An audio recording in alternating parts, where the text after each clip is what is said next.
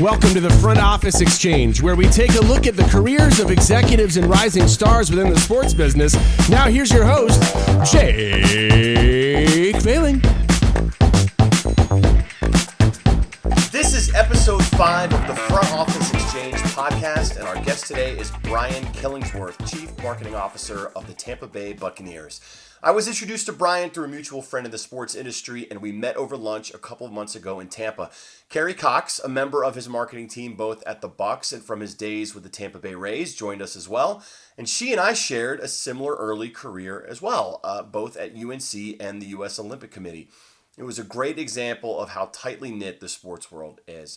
Brian has a unique career, which he spent across 2 major sports leagues, and he provided interesting perspective on the challenges of trying to market a team like the Rays, whose fight for a new stadium and attention in the St. Pete, Tampa area are well documented, and like the Rams, who formerly fought for relevancy in arguably the nation's strongest baseball town.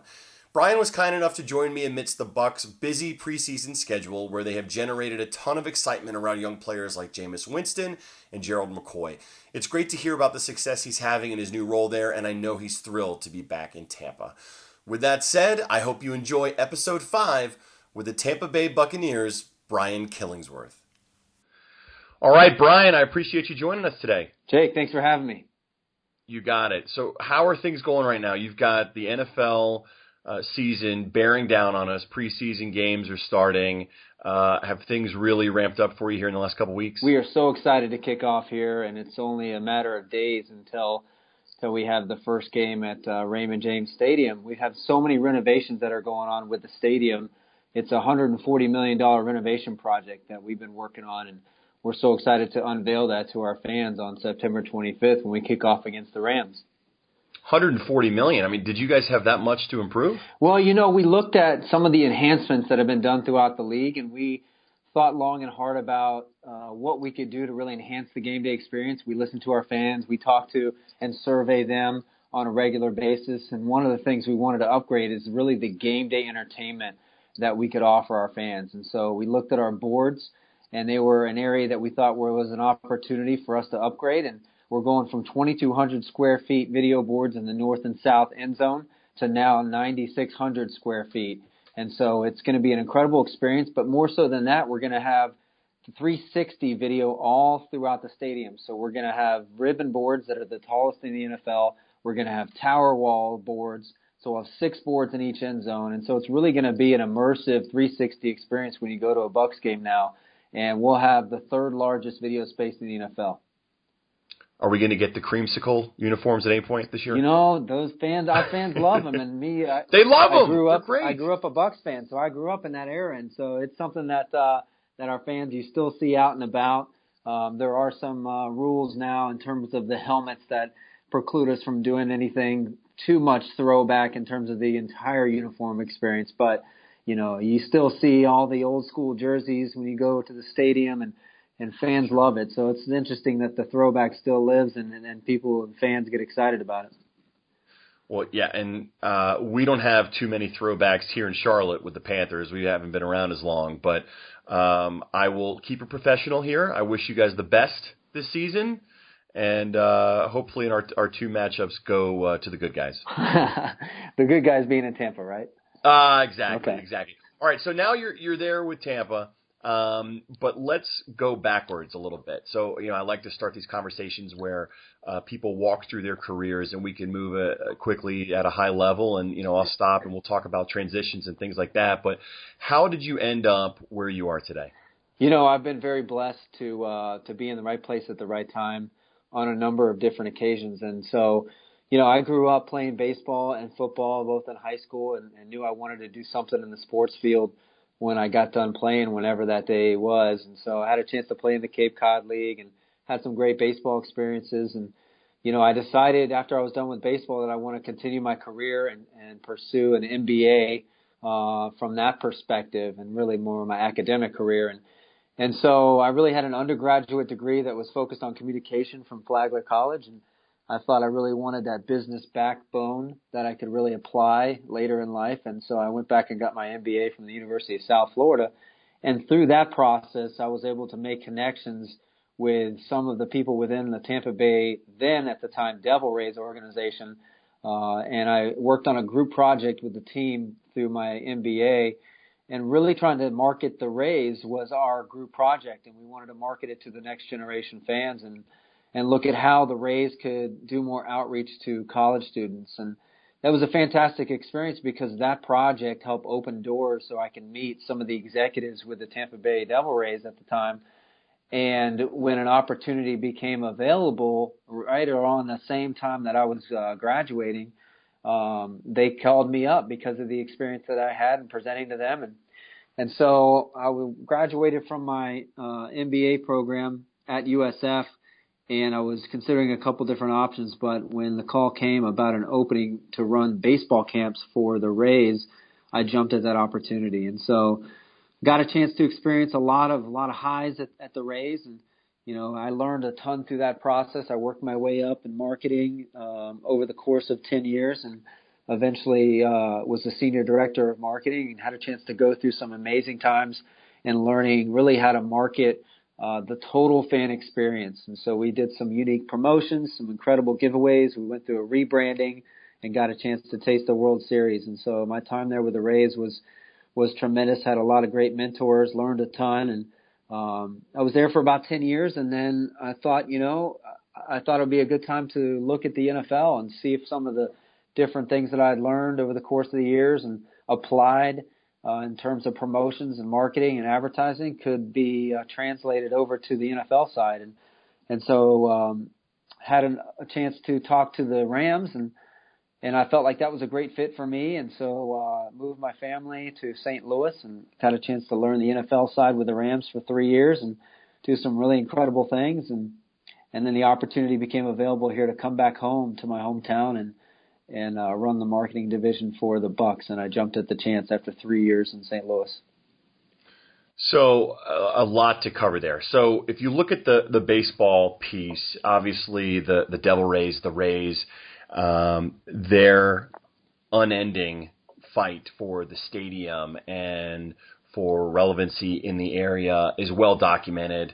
While you were there and even since, they've had a lot of success on the field, despite all of that, in spite of all of it. So, give me a sense of the culture when you were there, and how someone works through those challenges on the marketing side. It's interesting when you're in the last place in your division in baseball, specifically within the whole American League, you have the opportunity to be in the top 3 draft picks the following year, which is a plus because you get to see how a team can build through the draft. And so we were had the dubious distinction to finish last for a few years there as we were growing through 2004 or 5. And then in 6, and so you get guys like David Price and cornerstones of the franchise like Evan Longoria through that process. And so what I learned a lot in Tampa Bay was how to market the overall experience. And so what we were selling was the memories that a family can gain and can earn and can really take from going to a live game with the Tampa Bay Rays. And I was there through some of the lean years where I think it challenges you even more how to be a better marketer. You have to market more so than the product itself. You have to market the experience and the shared memories and everything from the food to, the shared bonding that you get at a baseball game. And so we really challenged ourselves in terms of marketing creatively and thinking outside of the box. And I think those years really helped formulate some of the same strategies I look towards today. And, then Stu Sternberg came on board as a new ownership. And that was really the change of the guard there in Tampa Bay for the Rays. And what it did is he really looked at it from a different perspective. And Mr. Namoli there was a tremendous owner and did a lot of tremendous things for that franchise. Basically gave Tampa Bay that franchise and fighting for the expansion team. And but then when it changed hands in 2005, it was really interesting to go through that process to see how a different ownership group would look at an organization. And so we really took a step back and looked at the culture and what needed to be changed and what needed to be addressed. And the rebrand was part of that. And But I think it was important to look at it from two perspectives. One, to look at it from an internal perspective, because before you can rebrand outwardly, you have to look at what that rebrand is going to mean internally. And so it was important for Stu to give everybody a voice to see how they would look to improve any element of the organization. And he did a tremendous job in making sure all of us as employees were stakeholders in that process. And it was a great learning experience for me. And they spent about 2 years really working on that and getting us right inside out. And then it was time to rebrand. And, you know, we went through that process, which from a marketing perspective is just a dream come true and something that is really once in a lifetime to go through. And that process, I learned so much. And, you know, we looked at it differently than other teams have done the rebrand, and we really did the research the right way. And when we announced and officially launched our jerseys, we did it in a really unique way. And we invited Kevin Costner to be the first person as kind of a brand ambassador to represent the jersey and put the hat on. And we had all of our players there and celebrated. And we got lucky. You know, you have to be at the right place at the right time, and you have to get lucky sometimes. And we got lucky with the play on the field. And so the team just took off after the rebrand. And so we got propelled by that. And that was the year in 2008 that they went to the World Series. And, you know, to have that after your rebrand, you can't ask for a better scenario. And so you started seeing the green turn into blue. And so everybody was wearing the jerseys, and the whole town got behind the team. And it was really fascinating to see. And that was a really magical run in 2008. But that rebranding was something that I take as far as learning into everything I do, even today.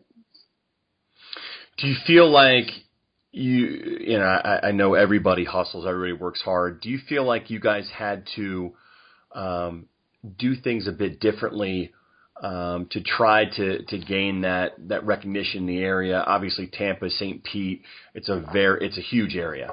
And in doing so, has that helped you in your later career stops? Have you been able to take anything from that experience into your time with the Rams and now the short time with the Bucs? Yeah, I think it's important to look at what you're marketing. And so we were trying to grow a fan base just like we did in St. Louis and just like we're doing here. You want to grow your fan base. And we've got an incredible area here. That's a tremendous market. There's a lot of different options for entertainment. And so what we're trying to do is differentiate ourselves. And so with the Rays, it was important to grow our fan base in unique ways. And so we launched a concert series that was tremendously successful after we found what the sweet spot was in these post-game concerts, where we picked a game that was already a good game, and so you make a good game great. So you look at a Saturday opponent that was a pretty popular game, but you look to take it from 25,000 to 32,000, and you really try to make it a sellout. And through the process of these post-game concerts, you know, we look to grow our fan base that way, because we selected artists like, you know, Miranda Lambert and, you know, the Beach Boys, everybody from Vanilla Ice to Daughtry. I mean, we had some really significant names, and our thought process through that was, let's get the fans of that particular act to come out and see a concert that's free with their ticket, and it's an hour concert, it's an hour set, and we would see tons of fans of that particular act come to a game. And you know, through some of the research that we did after the fact, some of the times it was their first time at Tropicana Field. And so it was a great way to sample the product and sample the experience and get people to come back on a recurring basis. But that was one example of how we kind of thought outside of the box and really growing the fan base. And I think you learn a lot from and I learned specifically a lot from that strategy and really trying to package what you're offering in a different creative way and really try to bundle it and make people really excited and really let the buzz captivate the market. Sure. And when you went through your career, you mentioned the way you described it was, you know, I'd been with the Rays, the Devil Rays, for 10 years, and, you know, I just thought I'd give football a try. So I want to go back to that and let you unpack it just a little bit more. So, you know, anytime someone's been somewhere for 10 years, obviously there's emotional ties. You've got a far more intimate tie to the Tampa area just in general. What was it about the timing that you were ready to go? Was it just looking for that next career challenge? Was it specifically the NFL that you wanted to move to? What was it? Yeah, I think it's a combination of a couple things. I mean, it's an incredible organization. I still have a ton of friends over there. I learned a lot. And so for me, it was looking at an opportunity within the NFL where I looked at there was only a handful of teams at the time that actually needed to sell tickets and really needed dedicated staff and a strategy to really sell tickets, because the NFL is such an incredible product that across the league, you've got everybody from Green Bay that's got, a huge waiting list that people pass along to generations and you can't even buy a ticket, to other markets that are more challenged to sell tickets. And so, I thought the timing was right for me. It's interesting. I saw an article when Theo Epstein left the Red Sox, and he kind of made reference to the 10-year window of somebody's career, and how he thought it's a good time for people to kind of switch things up and just challenge themselves creatively. And so when he left, his role with the Red Sox and joined the Cubs, it was right around that time when I was kind of thinking that anyway. And I kind of looked to that as inspiration. Should I be challenging myself even more than I do on a daily basis with the Rays? And anytime you're in a position, you're always trying to grow and always trying to do things better year after year. But I thought, I'm at the point in my career where I really wanted that ultimate challenge with the best sports league in the country and really in the world with the NFL. And so we looked at it from a different perspective and really evaluated different markets that had an NFL team that needed to really sell tickets. And I gravitated towards St. Louis and the Rams, and that opportunity became available, and I jumped at the chance. Okay, so now you're in St. Louis, and you're with the Rams. Obviously, the NFL is huge. It's the biggest show in town, and in most cities that's the case. But in St. Louis, there's the Cardinals, and for those that aren't familiar, the passion around that team is almost unparalleled. I mean, you could put it up against the Yankees. So what was it like going to another market and having to, I don't know if you'd categorize it as compete with the Cardinals, but market up against them or alongside them? It's interesting because you look at the two markets and they're almost polar opposites. Here in Tampa Bay, Tampa is an incredible community. Most people aren't from Tampa. I'm one of the few native Tampanians, and it's interesting because people have. Is that what it is? Is it Tampanians? Yeah, I mean you call it a couple different things. Yeah, it's Tampanians is used. Yeah, but I'm fourth generation, and so it's interesting because you don't have a lot of that here in Tampa because people already have built-in allegiances. It's such a great place that they move here, and it's their final destination, and people come here from all other parts of the country. But the team's been around since 1976. And a lot of times, people move here with built-in allegiances, whether it's the Packers or the Steelers or the Giants or whoever it might be. And so you've got that in Tampa. And then I moved to St. Louis, and most people are from St. Louis. You're in St. Louis, and the first question you get asked everywhere is, what high school were you from? So people assume you're just from St. Louis, and that's who you are. And it's a great contrast to Tampa, and I think that was good for me because I got to learn how to market a completely different way with a market where football is the secondary sport to baseball in that market, like you said, with the Cardinals' dominance that has been built over the years through tradition and through their radio network and really the whole Midwest here in KMOX and really growing fans throughout generations. And, with the Rams, it was really looking at the opportunity of the market with everybody loyal to the Rams and loyal to St. Louis, but how do you build that fan base with a team that was kind of how the early Rays were in terms of the wins and losses. And so I tried to take my same approach and really thinking outside of the box and coming up with creative strategies and really off-the-wall promotions to get people talking about the Rams and really market the experience. And so, I learned a lot through that process, and St. Louis is a fantastic town. And, it's interesting to see what has happened now with the move to LA, but I learned a ton through that process and, I loved my time there.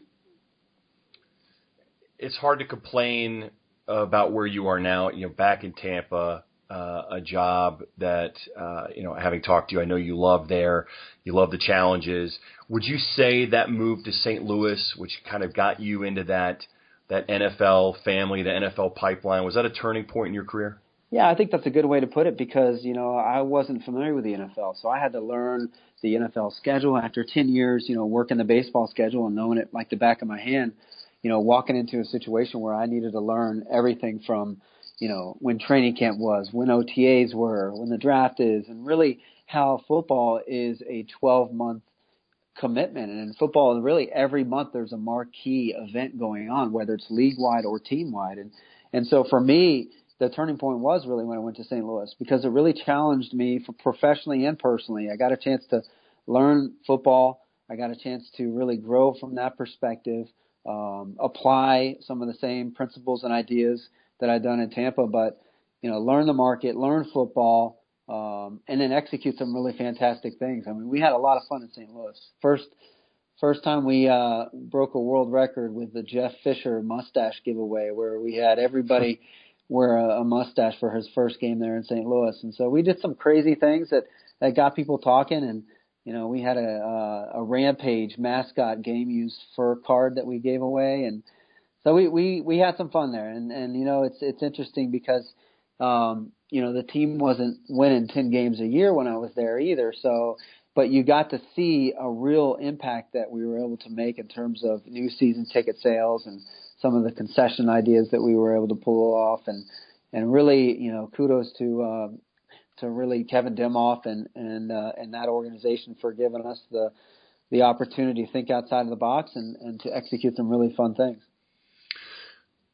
For a senior executive, what is the day-to-day like in football compared to baseball? So you've got in baseball, everybody knows about the 162-game schedule. You can easily put that up against a 16-game schedule and say, oh, sure, I'll take the 16-game schedule. But for you, day-to-day, is it just as hard? Is it just as much of a grind? Or is it far more just bigger events, but just fewer of them? For people that are getting into the sports industry, it's hard to really comprehend when you're not in it how the off-season is the most critical part of, from a marketer's perspective, your workload. And so you really have to front load how you prepare. And so all of the execution is really just happening during the season. And so you're really just in execution mode. But everything happens front loaded, all the planning, all the strategy, all the research, all the development, all the vendor relationships, all the creative. And so that part hasn't changed. It's 8 home games versus, 81 home games. I mean, that's obviously people can take a look at that. But it's more so from a marketing perspective in my role, you're really doing a lot of the same things. You're looking at the peak season. You're looking at planning your marketing calendar. You're looking at off season, growing your fan base. You're looking at the content strategy, how we grow that, retail, how we sell, sponsorships and ticket sales to maximize our revenue potential. And so a lot of the same things that do translate well across baseball and football, and I'm sure across other sports. So now you're in Tampa, you're back home. Were you able to hit the ground running? Were a lot of the vendors, your clients, the same? And how has it been different? Are you received differently? Obviously, the NFL is a big deal there, but the Lightning aren't too shabby either. So how has it been coming back and in a different role? It's been great for me. And so one of the things that I was excited about is obviously the familiarity with the market. You're right. I mean, I've got some of the same relationships that I built over 10 years with the Rays that are in the same place in terms of, media relationships and advertising partners and a lot of different people that I really leaned on during my time here. And so when I was hired, it wasn't the steep learning curve. For me, I was able to hit the ground running, and I was able to have the resources that the ownership here enabled me to, bring people in that I trusted. And so I've got staff members here from Kerry Cox, who I worked with the Rays for 7 years, and Chris Kneath, who was also one of my interns with the Rays. to Casey Phillips, who was our team insider with the Rams. And so they trusted me to bring in the right people. And we've got a great complement of very talented people that were here before I got here. And part of my role is just bringing everybody together to collaborate the right way for the right reasons. And so coming back home has been a tremendous opportunity for me, again, personally and professionally. My wife is from Florida as well. I've got 2 little young boys now, so they get a chance to be around family, which is you can't put a price tag on that. And, coming back, I feel like, and I've told people this, that it's like you're buying a stock at the right time before it takes off, because this organization is on a meteoric rise, and you can just feel it coming together. And it's the same type of feeling that I felt in 2007 with the Rays. It's on the brink of just taking off, and you've got 8 to 10 truly marketable superstars now, and you've got a franchise quarterback who's a complete rock star, and he just does a tremendous work in the community. So on and off the field, you see the makings of a consistently championship-winning organization, both on and off the field, and I'm tremendously blessed to be able to help shepherd the marketing side of this and really capture new fans as they get on board for the ascension to greatness here. So has the workload been intense since you've been back, or would you say it's pretty normal? You've got some young studs on both sides of the ball, but like you said, you're at a point now where you're trying to take that next step as an organization. Would you say it's more intense trying to get folks like Winston and others out in front of the community? That part isn't intense because they're such great guys. I mean, our guys have been so tremendous. I mean, Jameis he's really taken to Tampa Bay. He's really earned the trust of this community, and he's stayed here all off season. He's just bought a home. He spent all off season working out here, and he was at probably 3 or 4 different youth football camps every month here in the off season. And so he was helping other players. He was having his own football camps. And so when you start getting guys that are committed to the community and people see them on a daily basis outside of the season and outside of Raymond James Stadium, you start to build relationships and the trust level there with our players and their commitment. And Gerald McCoy is another good example of that. And all the time that he spends in the community and the Vision Mobile program that he helps represent, and that we deliver eyeglasses to kids that can't necessarily afford them in different Title I schools throughout Hillsborough County. And you start seeing the team really making an impact that way. In terms of workload, when you're in sports, you're used to the workload, and it's just something that you thrive on. And we've got a tremendous team here that is very specialized in what they do. And the workload has been heavy, but it's all for the right reasons. We've got a renovation project. We just unveiled a preview center where, we looked at it from a cutting edge perspective. And so we're the first team to offer it from a virtual reality perspective, to show live video stitched in a virtual environment. And we have Jameis actually giving fans a tour of the new renovations. And so we've tried to approach things from an out of the box perspective. And we've gotten great buy-in here from everybody across the organization. And, this team really thrives, an organization thrives on innovative approaches to football, to business. And, it's interesting to see some of the things that have come out of here at One Buck Place, but we've got cryotherapy chambers where our players are using for recovery. We've got shake stations on the football side. We've got virtual reality for the football side. We've got the business side doing really innovative things from virtual reality to, different heat mapping and different analytical approaches to and measurement of success and measurement of our advertising campaigns. And it's just interesting to see how everything's coming together. We're really building the foundation for when things do really take off on the field, we'll be ready to capitalize. Who's been important to you, both in your professional growth, whether it's in baseball or football, and then from there also, who do you look at? It could be in either of those sports or elsewhere in the sports industry where you say, you know what, they're really doing a good job. I love what they're doing, and maybe even on the flip side, something that you see in marketing in professional sports where you wish that just the industry as a whole could be doing it a little different. In my career, I've had great mentor leaders. My first career with the Rays, I had a guy in my first boss named John Brown who was a tremendous impact on me and really taught me the ins and outs of marketing and advertising, and I learned a ton from him. I still stay connected with him. And in St. Louis, I had Kevin Demoff, the president there, and again learned a ton. And I've had the luxury of these mentor leaders that have also taught me not only as a boss but also more so in terms of getting me prepared for that next step and really challenging me in my way of thinking.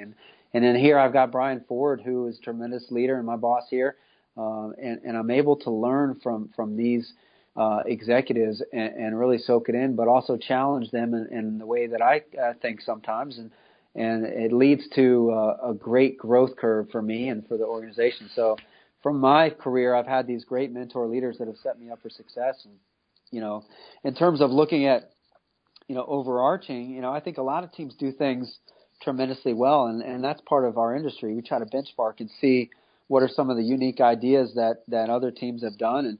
And, baseball, football, all sports have great examples of this, but I'm constantly looking at trade magazines and, following Twitter to see what the next greatest idea is. And, I think that virtual reality is an emerging space that I think is going to get really hot.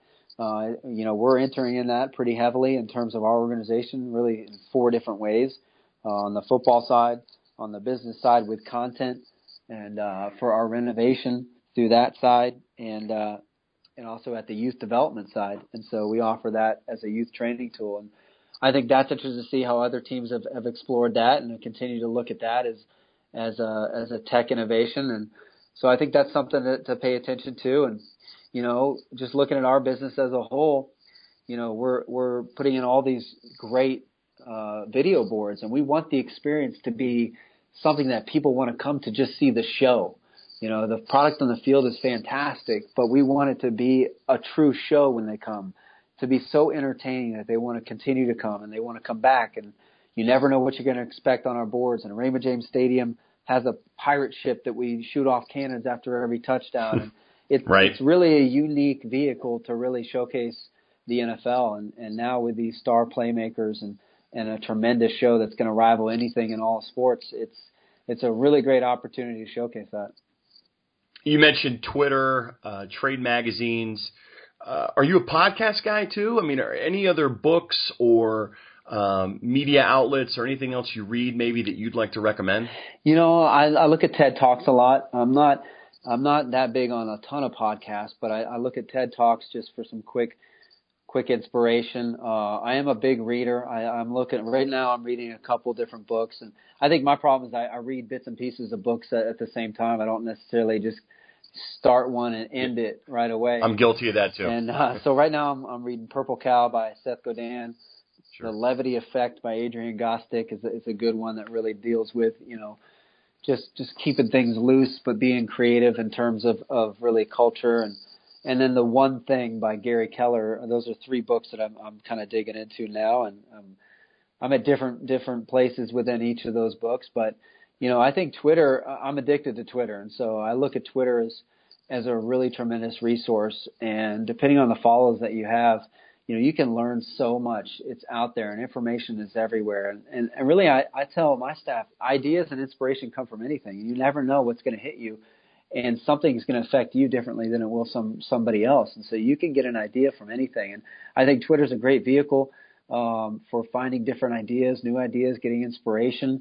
I think it's fascinating, the deal that Twitter just did with the NFL, and I'm excited to see how that works for the Thursday night broadcast. But I constantly challenge myself to keep learning and staying on the cutting edge of technology and learning, especially in my world, what platforms in terms of social media and digital, how that is working, because, the standard ways of advertising, aren't the norm now. And so gone are the days of spending the majority of your money in TV and radio and print and outdoor. It's now segmentation and really personally speaking to somebody through a platform that they want to be spoken to, and really getting smart and efficient with that.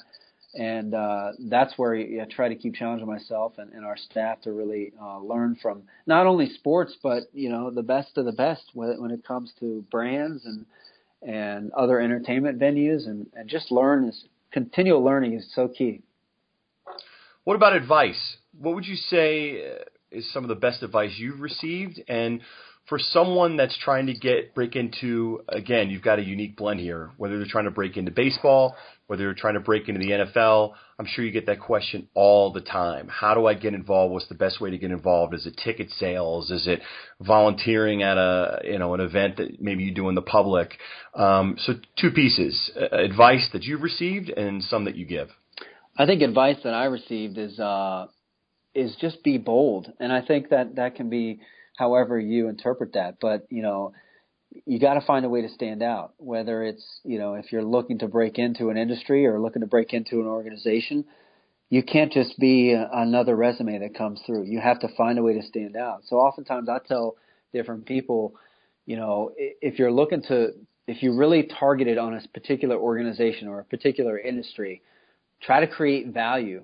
For instance, if you see that a team really isn't really focused on, say, virtual reality, well, do a research study on all the teams that use virtual reality for what different reasons and how it's impacted the bottom line, and send that research project to each of the teams. And that way you provide value to somebody who might be in my shoes and will say, wow, that actually stands out. Because too often times when you break into the industry, you think you just show your resume and you're going to get hired. And I think that you got to find a way to stand out. Once you get your foot in the door, however that might happen, you got to find a way to kick through the door and really accelerate your career. But, I think too often times people expect that they're going to be handed things in sports, and that's not the case. You really do have to pay your dues and pay your dues the right way. And, there's so many different ways to break in, and there's not one clear path to follow. It's not just get a sports business or sports management degree and, spend 2 years on the phones and ticket sales and then work your way up to marketing. I think that's the unique thing about sports is, you can pretty much have access to anybody within the industry nowadays, whether it's through LinkedIn or you can find somebody's contact info. So I think don't be shy, be bold, stand out, and really find a way to provide value. Were you given that advice as well? I was given that advice in a different way when I was going through my master's degree at the University of South Florida, because, I was able to kind of carve out the networking opportunities with senior executives through this project. And so what I thought basically was, find a way to get inside, meet the right people, find a way to wow them, and then leave your mark so that you almost make it so they can't hire you. And so that's kind of the advice that I got. But it's interesting because when I was going through grad school, I was told never take a job out of this MBA program less than $70,000. And so when I had the opportunity with a raise, I said, I would love to work for the Rays. And when the offer came, it was at $24,000 a year. Right. And right. I said, sign me up, And so I think you have to follow your passion in your heart and realize that good things come to you if you work hard and, over time. And they did for me. I've been extremely blessed. So you got an MBA. Now, a lot of colleges, universities now almost everybody has that master's in sports administration, whether it's pro-focused, overall focused, or just on the college level. What would you recommend? I mean, are you happy that you got the MBA? I'm sure obviously a lot of the skills that you learned and the network you just talked about was helpful for you. But for that student that's coming out and maybe they're not loving the jobs that they're seeing, maybe there are no jobs that they're seeing, would you recommend they go the MBA route, MSA, or just, hey, put your head down, get the real life experience and then leverage that? I would find a way to get some sort of secondary education. So I think it depends on the particular candidate. So if somebody like myself, just for example, I had a communication undergrad degree, and I think it's a fantastic college, and I learned a lot. What I felt like I needed was the financial backbone to really take my career to the next level and to really learn the principles that you need to balance a budget, P&L management, things like that you really apply on a daily basis. And so it was probably the best decision that I could have made for my career, because not only did it allow me the opportunity to get into an organization like the Rays, but I still use a lot of the principles I learned through that and through getting the business background even today. And so I would strongly suggest somebody goes and gets that secondary education.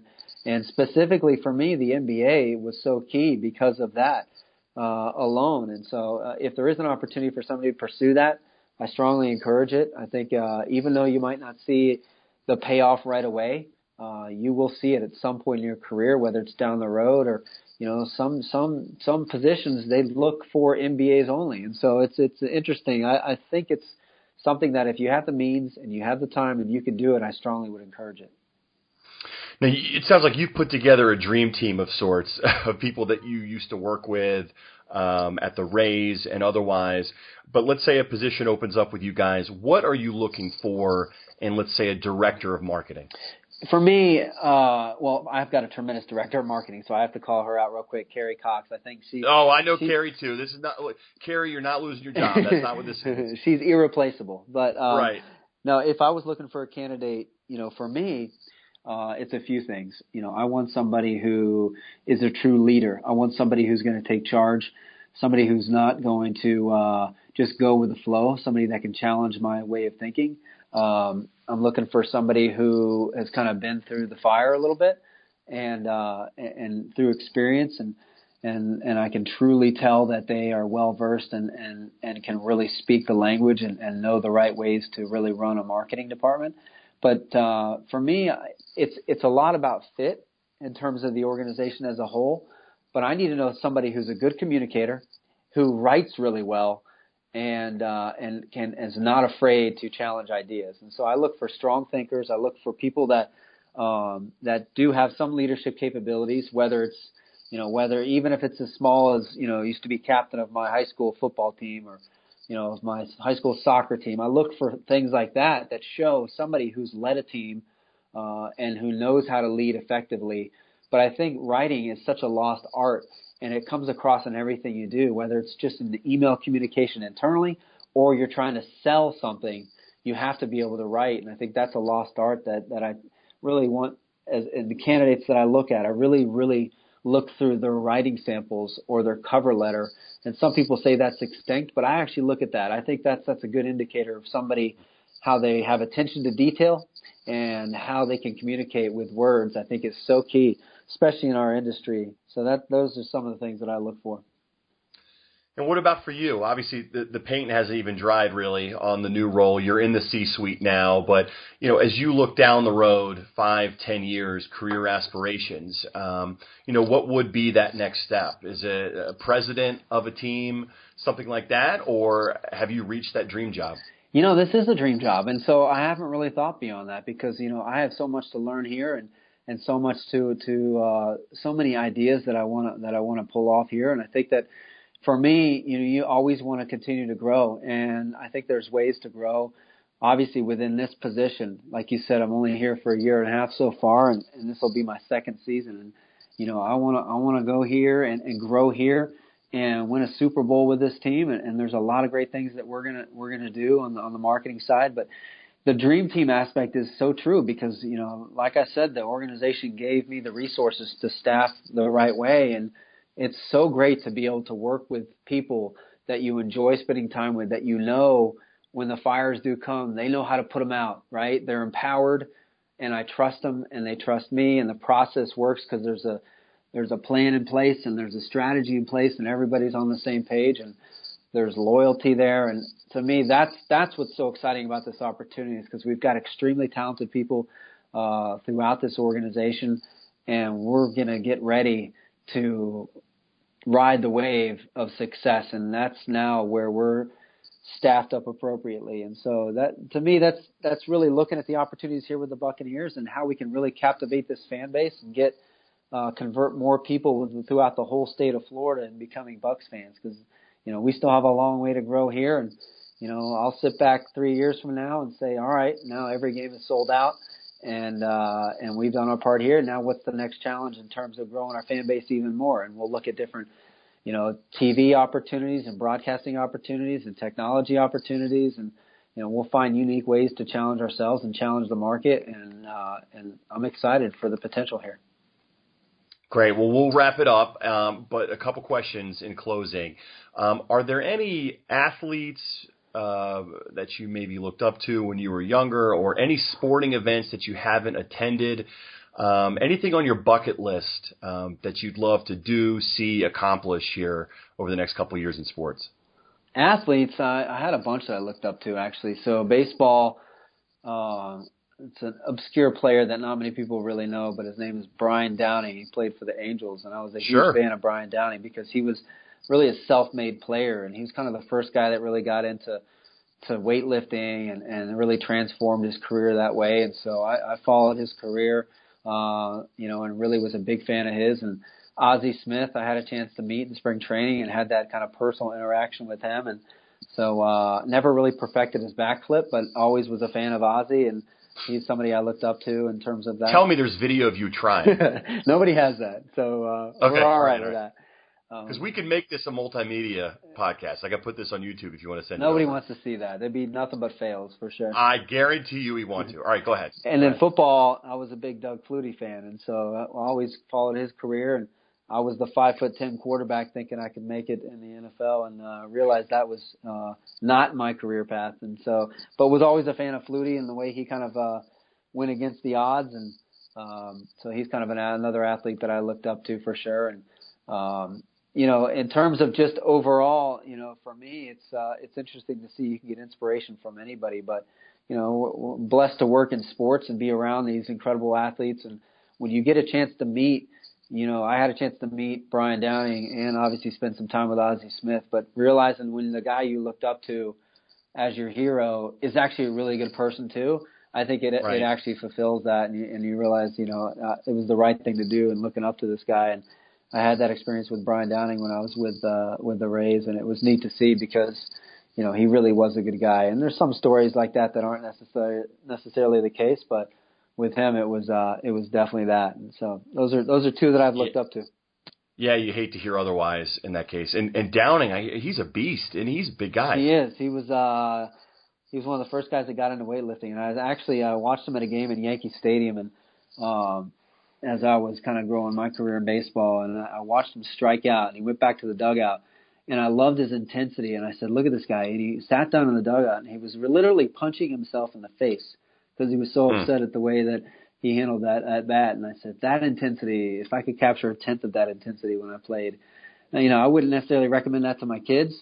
That's how you play the right way, but I think you take a little bit from life experiences, and so he's a guy that I looked up to for sure. Well, if I talk to Carrie, is that what happens when a marketing campaign goes south? Could she find you in the office punching yourself? I'm a little more level-headed now, so I'm not necessarily applying that approach to my professional life.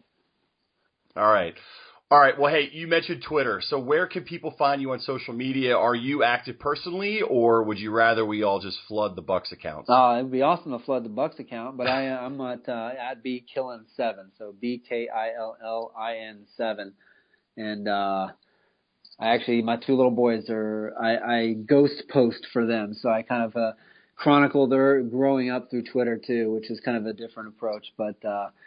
It's pretty interesting. I love Twitter, and I love what you can learn from it. But to me, there's a lot of things that I push out there from a brand perspective. But @TB Buccaneers is our team account. We do a lot on Snapchat. We do a lot with Instagram, obviously Facebook and all the platforms. But for us, we really have behind-the-scenes access. So if you don't follow our accounts, I'd encourage you to follow them for sure.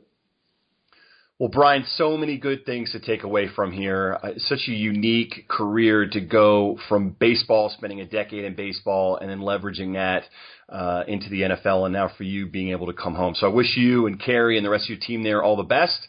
Good luck this season. I hope you go 14-2, and and I appreciate you joining us. All right, Jake. Thanks for having me. Thanks for listening to the Front Office Exchange, where you hear about the careers of some of the leading executives in sports business. Visit us at frontofficeexchange.com, on Facebook @FrontOfficeExchange, and on Twitter @FrontOfficeEXCH to access past episodes, show notes, and much, much more.